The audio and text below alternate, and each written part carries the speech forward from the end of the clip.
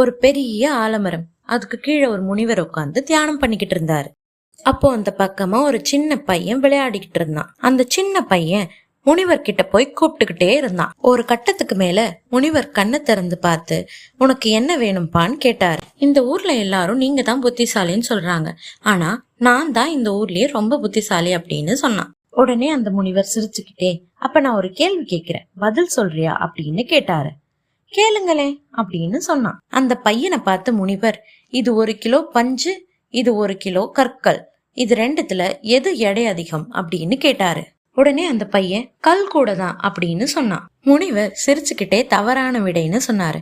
அதை கேட்ட பையன், அப்ப சரியான விடை என்னன்னு கேட்டான். அதுக்கு முனிவர், இது 1 கிலோ பஞ்சு, இது 1 கிலோ கல், ரெண்டுமே சமமான எடை அப்படின்னு சொன்னாரு. ரெண்டுமே வெவ்வேறு கொள்ளளவு, ஆனா எடை சமம் தான். எப்பவுமே கேள்வியை புரிஞ்சு பதில் சொல்லணும்னு சொன்னாரு. கதைகள் பிடிச்சிருந்தா சப்ஸ்கிரைப் பண்ணி